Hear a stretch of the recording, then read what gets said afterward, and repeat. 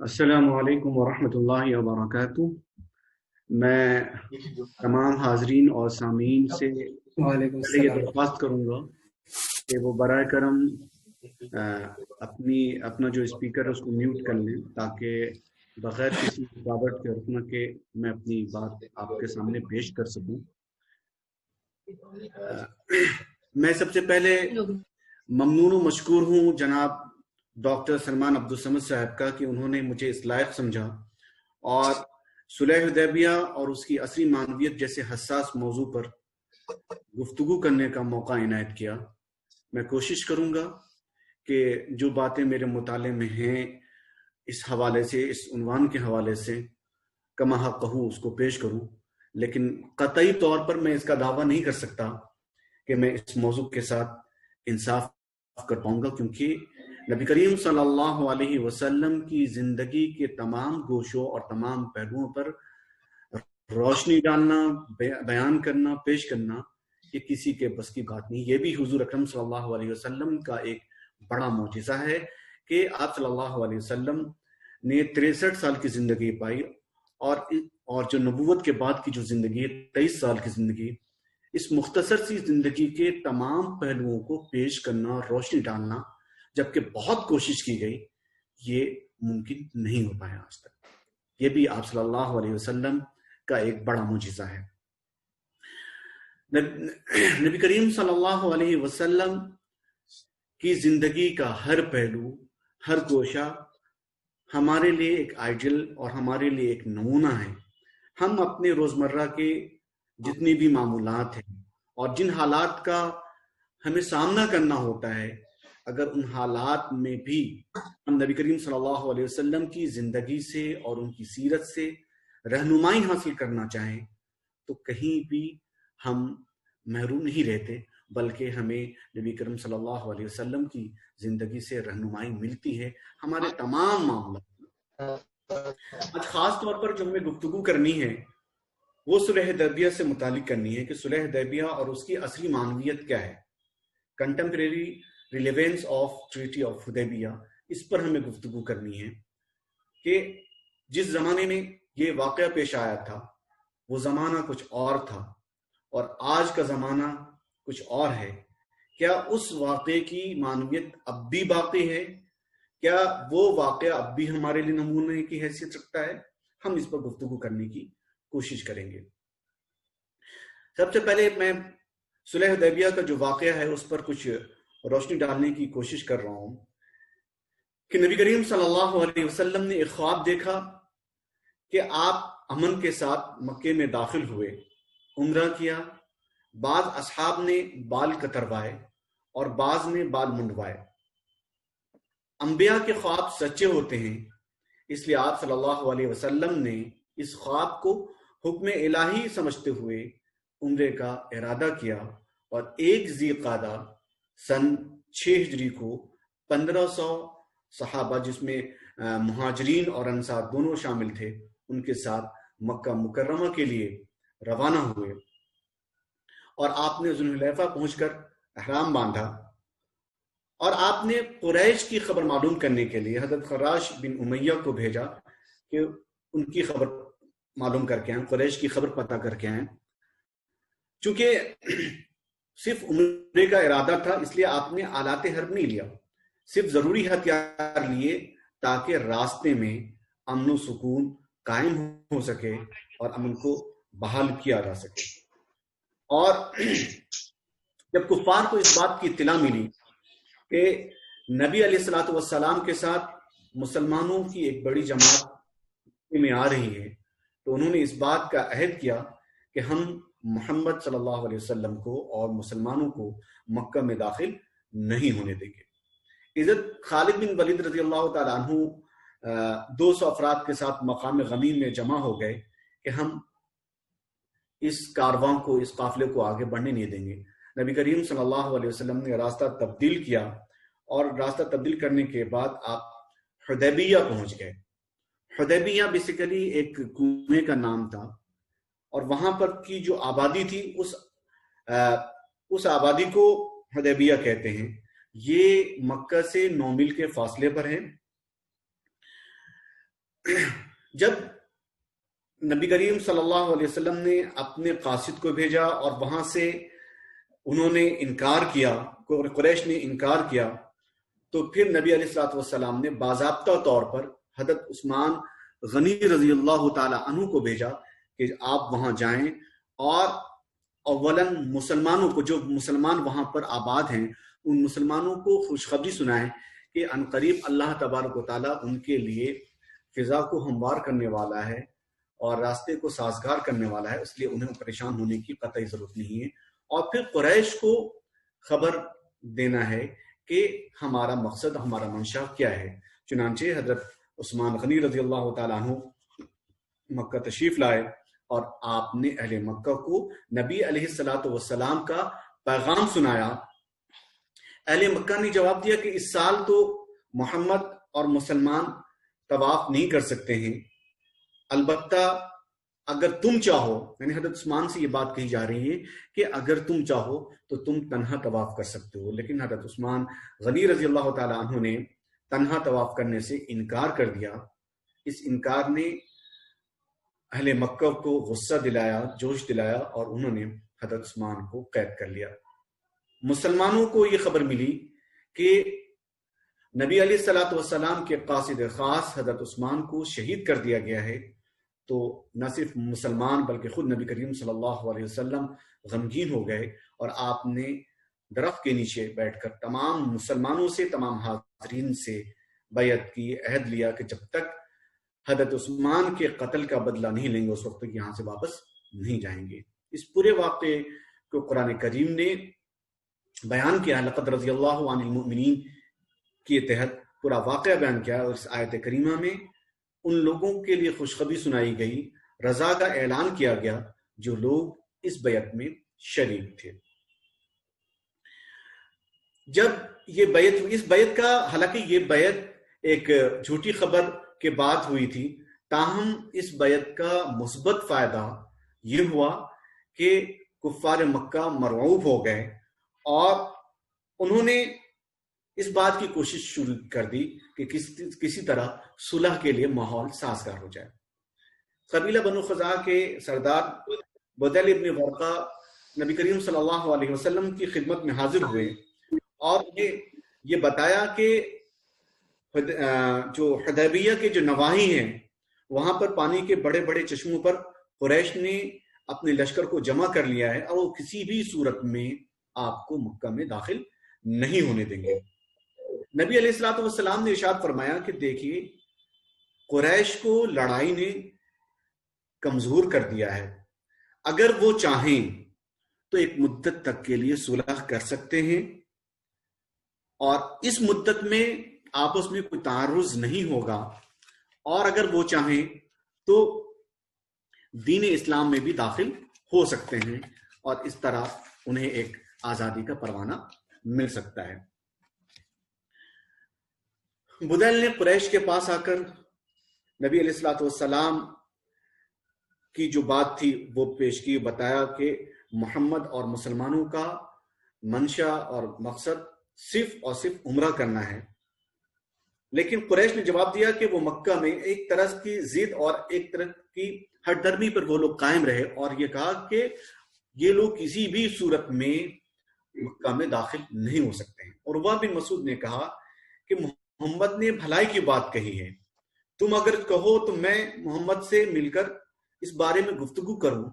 قریش نے کہا کہ ٹھیک ہے، آپ جا کر کے ان سے بات کر سکتے ہو۔ عروہ نے نبی کریم صلی اللہ علیہ وسلم سے بات کی اور یہ کہا کہ جو لوگ تمہارے ساتھ ہیں جب قریش غالب ہوں گے، جو لوگ تمہارے ساتھ ہیں جب قریش تمہارے اوپر غالب ہوں گے تو یہ لوگ تمہارا ساتھ چھوڑ کر بھاگ جائیں گے۔ حضرت ابو بکر نے مداخلت کی اور اپنی ناراضگی کا اظہار کیا، تو عروہ نے پوچھا کہ یہ کون ہیں؟ تو بتایا گیا کہ یہ ابو بکر ہیں۔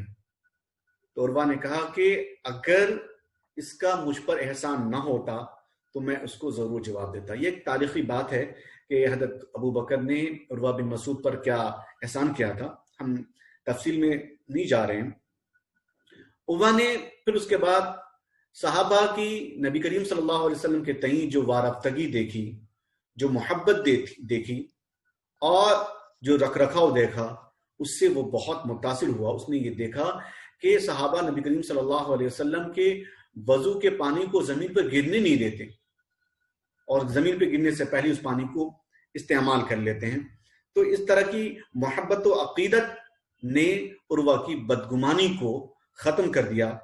عروہ نے قریش کے پاس لوٹ کر کہا کہ اے قوم، میں قیصر و کسریٰ اور نجاشی اور بڑے بڑے بادشاہوں کے دربار دیکھے ہیں، مگر خدا کی قسم عقیدت و محبت اور تعظیم و جلال کا ایسا منظر کہیں اور نہیں دیکھا جو آج میں نے محمد کے ساتھ اس کے ساتھیوں کو کرتے ہوئے دیکھا. پھر اس کے بعد سہیل ابن عمرو کو قریش نے بھیجا کہ تم جاؤ اور محمد سے صلح پر بات کرو. چنانچہ سہیل ابن عمرو نبی کریم صلی اللہ علیہ وسلم کی خدمت میں حاضر ہوئے اور صلح کی شرطوں پر گفتگو ہوتی رہی اور بالآخر شرطیں طے ہو گئیں. تو حضرت علی رضی اللہ تعالیٰ عنہ کو معاہدہ تحریر کرنے کا حکم دیا. صلح کی جو شرطیں تھیں، ایک پہلی شرط تو یہ تھی کہ 10 سال تک جنگ بندی رہے گی، آپس میں کوئی جنگ نہیں ہوگی، لڑائی کا سلسلہ موقوف رہے گا. قریش کا جو شخص اپنے ولی اور آقا کی اجازت کے بغیر مدینہ چلا جائے تو اس کو واپس کیا جائے گا اگرچہ وہ مسلمان ہو جائے، اور جو شخص مدینے سے نعوذ باللہ کافر ہو کر یا مرتد ہو کر مکہ آ جائے تو اس کو واپس نہیں کیا جائے گا. محمد اور اس کے ساتھی اس سال عمرہ نہیں کریں گے اور آئندہ سال صرف 3 دن کے لیے مکہ آئیں گے اور عمرہ کر کے واپس چلے جائیں گے، اور اس دوران تلواروں کے علاوہ کوئی اور ہتھیار ان کے ساتھ نہیں ہوگا. اور اگلی شرط یہ تھی کہ قبائل کو یہ اختیار ہوگا کہ وہ جس کے معاہدے اور صلح میں شریک ہونا چاہیں وہ ہو سکتے ہیں، اور جس کے دوست بننا چاہیں وہ دوست بن سکتے ہیں. چنانچہ قبیلہ بنو خزاعہ نے مسلمانوں کی دوستی اختیار کی اور قبیلہ بنو بکر نے قریش کے ساتھ جانا پسند کیا. ابھی صلح نامہ لکھا ہی جا رہا تھا، قلم بندی کیا جا رہا تھا کہ سہیل ابن عمرو کے صاحبزادے ابو جندل اس حال میں وہاں حاضر ہوئے کہ ان کے پیروں میں زنجیر تھی، اور انہوں نے نبی کریم صلی اللہ علیہ وسلم کے پاس رہنے کی درخواست کی. لیکن سہیل ابن عمرو نے کہا کہ صلح کی شرطوں کے مطابق اس کو ہمارے ساتھ واپس کیا جائے. نبی کریم صلی اللہ علیہ وسلم نے فرمایا کہ ابھی صلح مکمل نہیں ہوئی ہے، لیکن وہ بضد رہا. بالآخر نبی علیہ الصلوۃ والسلام نے ابو جندل رضی اللہ تعالی عنہ کو تسلی دی اور یہ کہا کہ عنقریب اللہ تبارک و تعالی تمہارے لیے کوئی نہ کوئی راستہ ضرور نکالے گا، اس لیے تمہیں پریشان ہونے کی قطعی ضرورت نہیں ہے. اس طرح ابو جندل کو ان کے ساتھ واپس کر دیا گیا. حضرت عمر رضی اللہ تعالیٰ عنہ نے ارشاد فرمایا کہ اے اللہ کے رسول، کیا ہم حق پر نہیں ہیں اور کیا آپ برحق نبی نہیں ہیں؟ صحیح مسلم میں روایت ہے کہ صحابہ نے عرض کیا کہ یا رسول اللہ، اس شرط پہ کیسے صلح کر لی جائے کہ ہم میں سے جو ان کے پاس جائے وہ اس کو واپس نہیں کریں گے؟ آپ نے فرمایا کہ ہمیں ایسے شخص کی قطعی ضرورت نہیں ہے جو ہمارا ساتھ چھوڑ کر ان سے جا ملے. اللہ نے اپنی رحمت سے اس کو دور پھینک دیا. یعنی جو صحابہ وہاں موجود تھے، جو مسلمان وہاں موجود تھے، ان کا غصہ اس بات پر تھا کہ اگر کافر میں سے کوئی شخص مسلمان ہو کر مسلمانوں کے پاس آتا ہے تو اس کو واپس کیا جائے گا، اور مسلمانوں میں سے کوئی شخص مرتد ہو کر کافروں کے پاس جاتا ہے تو اس کو واپس نہیں کیا جائے گا. اس شق پر اور اس شرط پہ مسلمانوں کو کافی غصہ تھا، ناراضگی تھی. اسی لیے حضرت عمر نے بھی سوال کیا اور دیگر صحابہ نے بھی نبی کریم صلی اللہ علیہ وسلم سے سوال کیا، لیکن نبی کریم صلی اللہ علیہ وسلم نے بہت اچھی طرح ان کے غصے کو ٹھنڈا کیا اور یہ کہا کہ اگر کوئی شخص کافر میں سے مسلمان ہو کر مسلمانوں کے پاس آئے اور اس کو ہم واپس کریں گے تو ہمیں خدا کی ذات پر یقین ہے، بھروسہ ہے کہ اللہ رب العزت کوئی نہ کوئی راستہ، کوئی نہ کوئی سبیل اس کے لیے ضرور نکالے گا. اور جو شخص مسلمانوں میں سے کافر ہو کر کافروں کے پاس جائے تو ہمیں ایسے مسلمانوں کی کوئی ضرورت نہیں ہے. وہ شخص اپنے اصل ٹھکانے پہ پہنچ گیا اور اللہ تبارک و تعالیٰ نے اس کو اپنی رحمت سے دور پھینک دیا.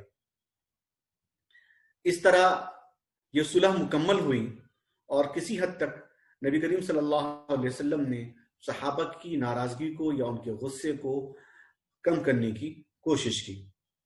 صلح مکمل ہونے کے بعد صحابہ کو قربانی کرنے اور سر منڈوانے کا حکم ہوا. صحابہ اتنے مغموم تھے کہ حضور کے 3 مرتبہ ارشاد فرمانے کے بعد بھی کوئی ان میں سے نہیں اٹھا. تو بالآخر حضرت ام سلمہ رضی اللہ تعالی عنہا نے نبی کریم صلی اللہ علیہ وسلم کو مشورہ دیا کہ آپ خود اس کام میں پہل کریں تو آپ کو صحابہ اور آپ کے جو ساتھی ہیں وہ فالو کریں گے اور آپ کی اطاعت کریں گے. چنانچہ نبی کریم صلی اللہ علیہ وسلم نے خود قربانی کرنے اور سر منڈانے میں پہل کی تو صحابہ آپ کی اتباع میں مشغول ہو گئے اور قربانی کرنے لگے. تقریباً 2 ہفتہ قیام کرنے کے بعد حدیبیہ سے آپ کی واپسی ہوئی اور دوران سفر ہی انا فتحنا لک فتحا مبینا جیسی آیت نازل ہوئی جس میں حدیبیہ کو فتح سے تعبیر کیا گیا. یہ پورا واقعہ ہے صلح حدیبیہ کا. یہاں جو بات اصل کرنی ہے وہ یہ کہ صلح حدیبیہ بظاہر شکست کی شکل میں مسلمانوں کے سامنے تھی اور یہی وجہ ہے کہ مسلمان اس پہ ناراض تھے، تیار نہیں تھے. لیکن اللہ رب العزت نے اس صلح کو فتح سے تعبیر کیا اور فتح مبین قرار دیا. انا فتحنا لک فتحا مبینا. ہم یہاں پر گفتگو اس سمت میں کریں گے کہ آخر یہ صلح مسلمانوں کے لیے فتح کا باعث کس طرح بنی. ہم ترتیب وار اس کو بیان کرنے کی کوشش کریں گے. دیکھیے، جو ایک شرط تھی اس صلح کی وہ یہ، ہم یہ کہہ سکتے ہیں کہ اس صلح سے اسلامی فتوحات کا جو دروازہ ہے وہ کھل گیا اور اسلامی فتوحات کا آغاز ہوا اور بعثت رسول علیہ الصلوۃ والسلام کا جو مقصد تھا اس کی تکمیل ہوئی. نبی کریم صلی اللہ علیہ وسلم کی بعثت کا مقصد قرآن کریم میں ارشاد فرمایا گیا، هو الذی ارسل رسولہ بالہدی ودین الحق لیظہرہ علی الدین کلہ. یعنی نبی کریم صلی اللہ علیہ وسلم کی رسالت اور بعثت کا مقصد یہی تھا کہ دین اسلام کو دنیا کے تمام مذاہب پر، تمام ادیان پر غالب کیا جائے. لیظہرہ علی الدین کلہ، کہ دنیا کے تمام مذاہب پر اس کو غلبہ حاصل ہو. یہ بنیادی مقصد ہے نبی کریم صلی اللہ علیہ وسلم کی بعثت کا اور رسالت کا، اور اسی سمت میں کوششیں شروع ہوئیں. پہلی جو شق ہے اس شرط کی کہ 10 سال تک جنگ بندی رہے گی، لڑائی کا سلسلہ موقوف رہے گا. اس کا مثبت فائدہ کیا ہوا کہ ابھی تک دونوں فریقوں کو ایک دوسرے کے قریب آنے کا موقع نہیں ملا تھا، کیونکہ ہمیشہ جنگ کا خوف رہتا تھا. مسلمانوں کو بھی آپ کو معلوم ہوگا کہ مدینہ ہجرت کرنے کے بعد نبی کریم صلی اللہ علیہ وسلم صحابہ کے ساتھ جگ کر راتوں کو پہرے دیا کرتے تھے تاکہ کفار مکہ مدینے پر حملہ ور نہ ہو. اور کفار مکہ بھی براہ راست حملہ کرنے کی جسارت اور ہمت اپنے اندر نہیں رکھتے تھے. تو ابھی تک کا ماحول ایسا تھا کہ دونوں فریقوں کو ایک دوسرے پر اعتماد نہیں تھا، بلکہ لڑائی کا اندیشہ رہتا تھا. اسی وجہ سے ایک دوسرے کے قریب آنے کا موقع نہیں ملا. جب جنگ بندی ہوئی اور اطمینان ہو گیا کہ اب لڑائی کم از کم 10 سال تک نہیں ہوگی، تو خاص طور پر آنے جانے کا سلسلہ شروع ہوا. کفار مدینہ بلا کسی ڈر اور خوف کے آنے لگے. مدینے میں آنے کے بعد انہوں نے قریب سے نبی کریم صلی اللہ علیہ وسلم کے اخلاق و کردار کا مشاہدہ کیا، مطالعہ کیا. مسلمانوں کے ساتھ ان کے معاملات ہوئے، نبی کریم صلی اللہ علیہ وسلم کا طرز عمل دیکھا، مسلمانوں کا طرز عمل دیکھا، ان کی زندگی کے احوال دیکھے. اس طرح دھیرے دھیرے ان کے قلب کے اندر اسلام کے تئیں نرمی آنے لگی، اسلام کے بارے میں وہ غور و فکر کرنے لگے اور اس کا ایک مفید فائدہ یہ ہوا کہ وہ اسلام کو جو ایک پہلے ایک اناد تھا ان کے دل کے اندر، ایک سرکشی تھی، ایک ضد تھی کہ اسلام ایک باطل مذہب ہے، یہ تمام طرح کے خدشات ان کے دلوں سے دھیرے دھیرے مٹنے لگے اور اسلام کی طرف وہ لوگ مائل ہونے لگے اور اس طرح اسلام میں وہ داخل ہونے لگے۔ یہ کہا جاتا ہے روایتوں میں ہے اور سیرت نگار لکھتے ہیں اس بات کو کہ جتنے لوگوں نے صلح حدیبیہ تک اسلام قبول نہیں کیا تھا اس سے زیادہ لوگوں نے فتح مکہ تک، صلح حدیبیہ کے بعد فتح مکہ تک لوگوں نے اسلام قبول کیا ہے۔ جو مسلمانوں کی تعداد میں اضافہ ہوا اور اسلام کی تئیں جو لوگ راغب ہوئے ہیں، یہ در حقیقت صلح حدیبیہ کا نتیجہ تھا۔ وہ صلح حدیبیہ کہ جس کو لوگوں نے اپنے لیے شکست سمجھا تھا اور جس میں انہیں ناراضگی تھی، لیکن نبی کریم صلی اللہ علیہ وسلم کی دراندیشی، ان کی بالغ نظری اس بات کو جانتی تھی، محسوس کرتی تھی کہ یہ صلح شکست نہیں ہے بلکہ یہ صلح فتح ہے، اور واقعتاً ایسا ہوا کہ مسلمانوں کی تعداد دن بدن بڑھنے لگی۔ یہ ایک فائدہ تھا صلح حدیبیہ کا۔ دوسرا فائدہ جو صلح حدیبیہ کا ہوا اور بہت بڑا فائدہ ہے وہ یہ کہ ابھی تک جنگی ماحول ہونے کی وجہ سے نبی کریم صلی اللہ علیہ وسلم نے عرب کے علاوہ، حجاز کے علاوہ دوسرے ممالک کی طرف توجہ نہیں کی تھی یا کر نہیں پائے تھے۔ ظاہر ہے جنگ کا ماحول تھا، اندیشہ تھا، ہمیشہ حملے کا خطرہ باقی رہتا تھا، اسی لیے نبی کریم صلی اللہ علیہ وسلم نے دوسرے ممالک کی طرف دعوت اسلام کی کوشش ابھی تک شروع نہیں کی تھی۔ لیکن جب ماحول سازگار ہوا، جب اطمینان حاصل ہو گیا، تو آپ صلی اللہ علیہ وسلم نے دوسرے ممالک کی طرف بھی توجہ کی۔ بھائی اسلام صرف مکہ اور مدینے کے لیے نہیں آیا تھا بلکہ اسلام پورے عالم کے لیے آیا تھا، اسی لیے نبی کریم صلی اللہ علیہ وسلم نے اب دوسرے ممالک کی طرف بھی توجہ کی، اور خاص طور پر آپ نے ان ممالک کے سربراہوں اور بادشاہوں کو خطوط بھیجے۔ بادشاہوں کو اور سربراہوں کو دعوتی خطوط بھیجے جانے کا مقصد یہ تھا کہ اس وقت ایک رواج تھا، ایک ماحول تھا، وہ یہ کہ بادشاہ جس مذہب پر قائم ہوتا تھا، بادشاہ کا جو مذہب ہوتا تھا وہی مذہب اس کی رعایا کا بھی ہوتا تھا۔ تو اسی لیے خاص طور پر آپ نے بادشاہوں کے نام دعوتی خطوط بھیجے تاکہ ان کے دلوں میں اسلام کی جو روشنی ہے وہ آئے اور وہ اسلام کو سمجھیں، اور ان لوگوں کے اسلام قبول کرنے کے بعد جو ان کی رعایا ہے وہ بھی اسلام قبول کر لے۔ ان میں سے نبی کریم صلی اللہ علیہ وسلم نے جو خطوط بھیجے ہیں، آپ نے قیصر روم کے نام حضرت دہیہ کلبی کے ذریعے سے خط بھیجا، اور اسی طریقے سے شاہ مصر کے پاس آپ نے خط بھیجا، آپ نے نجاشی کے پاس خط بھیجا، آپ نے امیر دمشق کے نام آپ نے دعوتی خطوط بھیجا، اور شاہ یمامہ اور دوسرے سربراہوں کو بھی آپ نے دعوتی خطوط بھیجوائے۔ بعد بادشاہوں نے آپ کے قاصدوں کے ساتھ عزت و تکریم کا معاملہ کیا اور آپ کے خط کو اپنی آنکھوں سے لگایا، جیسا کہ شاہ روم کے بارے میں آتا ہے کہ اس نے نبی کریم صلی اللہ علیہ وسلم کے خط کو اپنی آنکھوں سے لگایا تھا، بوسہ دیا تھا، اور اس نے کوشش کی تھی کہ ان کے جو ہم نوا لوگ ہیں وہ بھی نبی کریم صلی اللہ علیہ وسلم کی حقانیت کو سمجھیں، لیکن تمام لوگ پرگشتہ ہو گئے اور اپنے رعایا یا اپنے درباریوں کے خوف کی وجہ سے وہ دین اسلام میں داخل نہیں ہو پایا۔ لیکن کسرا نے آپ کے قاصد کے ساتھ برا برتاؤ کیا اور آپ کے دعوتی خط کو کے ٹکڑے ٹکڑے کر دیے۔ نبی کریم صلی اللہ علیہ وسلم کو جب اس کی اطلاع ملی تو آپ صلی اللہ علیہ وسلم نے کہا کہ اس کی سلطنت بھی ٹکڑے ٹکڑے ہو گئے، اور آگے چل کر ایسا ہوا کہ اس کی سلطنت کے ٹکڑے ٹکڑے ہو گئے۔ شاہ مصر نے اگرچہ اسلام قبول نہیں کیا، تاہم اس نے نبی کریم صلی اللہ علیہ وسلم کے قاصد کے ساتھ عزت و تکریم کا برتاؤ کیا، معاملہ کیا، اور آپ صلی اللہ علیہ وسلم کو اس نے تحفے تحائف بھی بھیجے۔ اور ایک باندی کو بھی اس نے تحفے کے طور پر نبی کریم صلی اللہ علیہ وسلم کے پاس بھیجا تھا.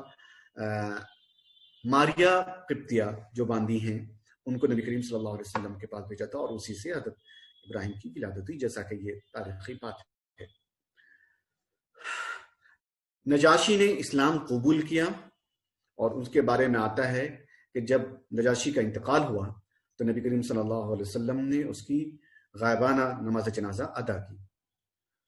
خلاصہ یہ ہے کہ ان دعوتی خطوط کا مثبت اثر یہ ہوا کہ بعض سربراہوں نے اسلام قبول کیا اور بعض نے اسلام قبول تو نہیں کیا، تاہم انہوں نے اچھا برتاؤ کیا، اور کم از کم اتنا فائدہ ضرور ہوا کہ ان ممالک میں عرب کے علاوہ، مکہ و مدینہ کے علاوہ ان ممالک میں بھی لوگ اسلام کے بارے میں جاننے لگے کہ اسلام بھی کوئی مذہب ہے، اسلام بھی کوئی دین ہے.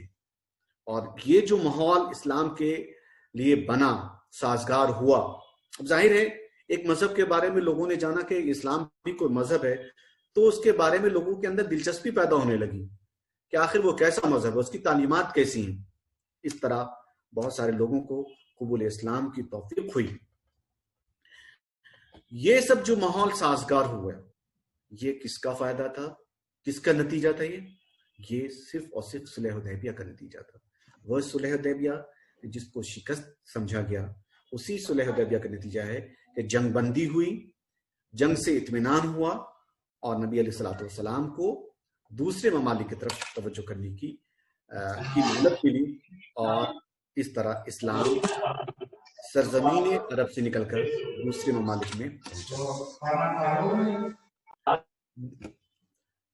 صلح حدیبیہ کا ایک تیسرا فائدہ، بلکہ آپ یہ کہہ سکتے ہیں بہت بڑا فائدہ، کہ جس کے نتیجے میں فتح مکہ کا عظیم الشان واقعہ پیش آیا، جس سے ایک انقلاب برپا ہوا اسلامی تاریخ میں، وہ اس طرح کہ صلح حدیبیہ کی ایک شرط یہ تھی کہ جو قبیلہ مسلمانوں کا دوست بننا چاہے اس کو یہ آزادی حاصل ہوگی، اور جو قریش کا دوست بننا چاہے اس کو بھی یہ آزادی حاصل ہوگی، اور دوست قبیلے بھی اس معاہدے کی تمام شقوں میں، تمام شرطوں میں شریک ہوں گے، اور انہیں بھی تمام شرطوں کو فالو کرنا ہوگا، ان کو ماننا ہوگا.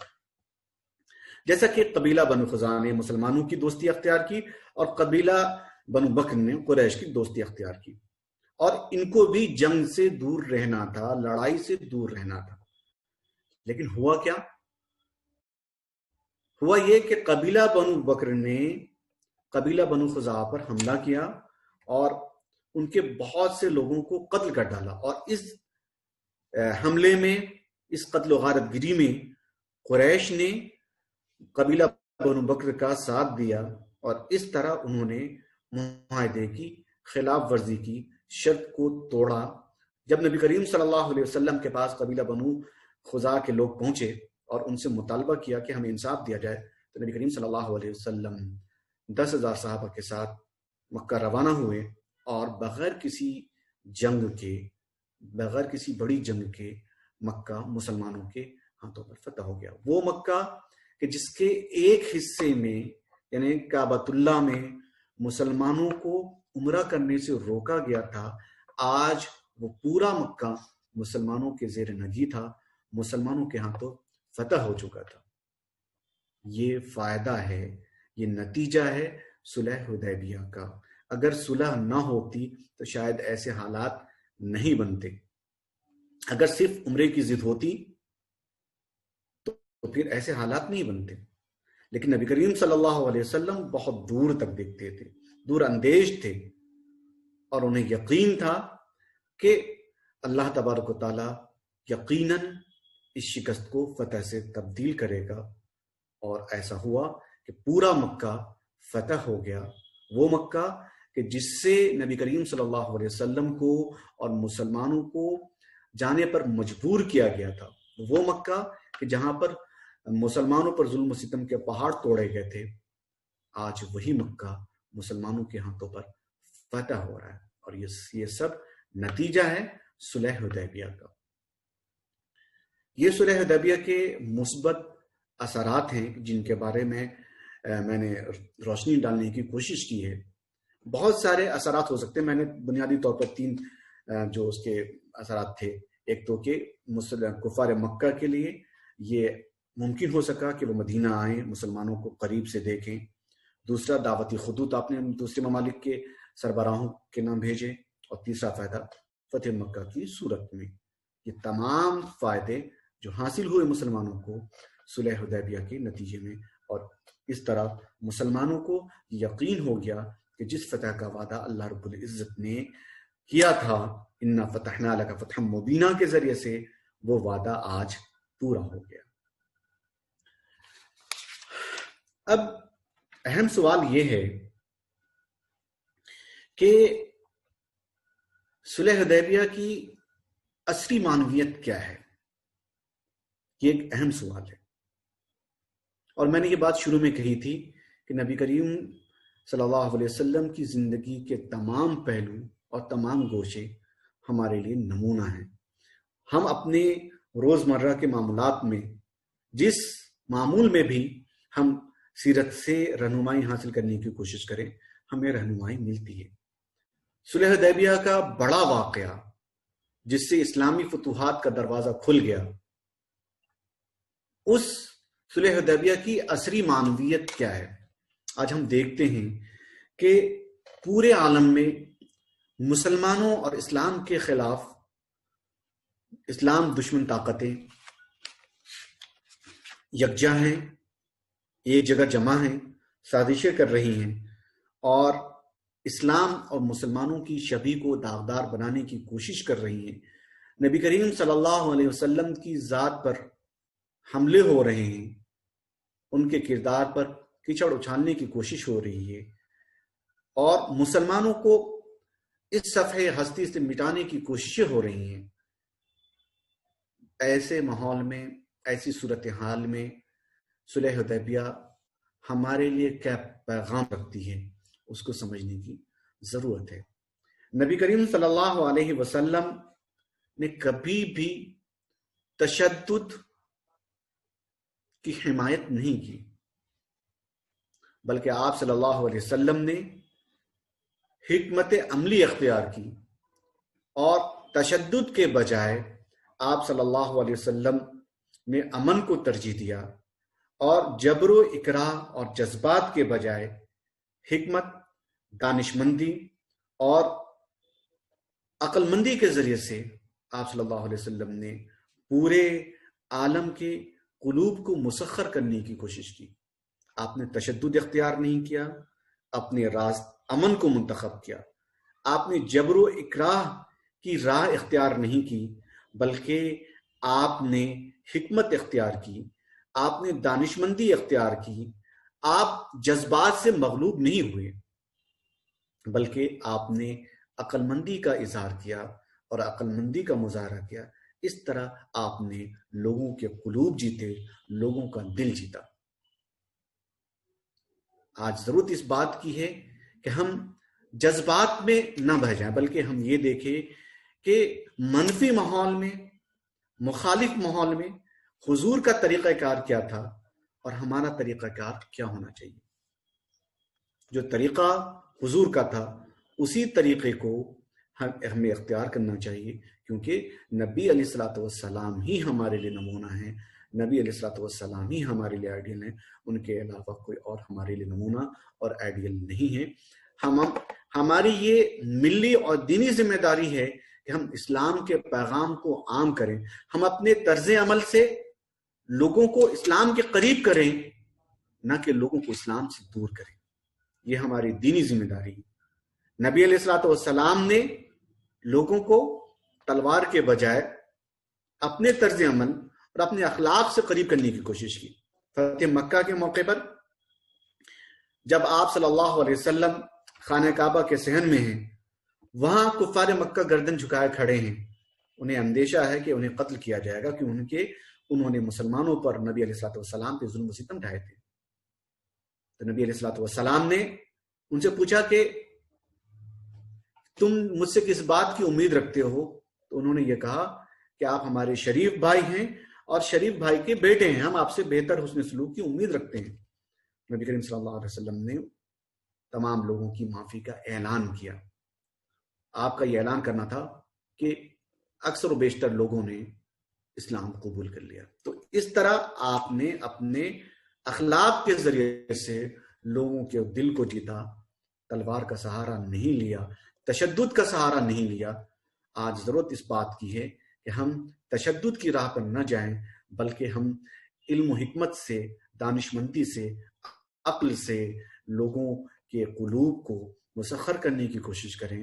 اپنے طرز عمل سے، اپنے اخلاق و کردار سے لوگوں کو اسلام کے قریب کریں، کیونکہ ہم اس نبی کے پیروکار ہیں، اس نبی کے ماننے والے ہیں جس نے پورے عالم کو اپنی زندگی سے ایک سبق دیا اور بہترین مثال پیش کی. انہی باتوں پر میں اپنی گفتگو ختم کرتا ہوں. وآخر دعوانا ان الحمدللہ رب العالمین. آخر میں تمام سامعین اور حاضرین کا شکریہ ادا کرنا مناسب سمجھتا ہوں کہ جنہوں نے میری بات سنی. میں اس بات کا قطعی دعویٰ نہیں کرتا کہ کما حق میں اس موضوع کے ساتھ انصاف کر پایا، تاہم اگر مجھ سے کچھ غلطیاں ہوئی ہوں ہماری گفتگو میں، ممکن ہے، انسان ہونے کی حیثیت سے یہ امکان بہرحال ہے، تو میں آپ لوگوں سے معافی چاہتا ہوں اور رہنمائی کا طلبگار ہوں. والسلام علیکم ورحمۃ اللہ وبرکاتہ. جزاک اللہ ڈاکٹر ندیم اشرف صاحب. آپ نے صلح حدیبیہ کی عصری معنویت، صلح حدیبیہ کی تاریخ اور صلح حدیبیہ کے نتیجے میں مرتب ہونے والے اثرات کے متعلق بہت بہترین گفتگو کی ہے. صلح حدیبیہ کا پیغام دراصل مصلحت پسندی سے مربوط ہے. اس پیغام کو آپ نے انتہائی احسن طریقے سے پیش کیا ہے، اور آپ کے اس خطبے سے اور صلح حدیبیہ کے عصری پیغام سے ہمیں کئی چیزیں معلوم ہوتی ہے. نمبر 1 کہ اختلاط لازمی ہے. اس معاشرے کو خوبصورت بنانے کے لیے اختلاط لازمی ہے.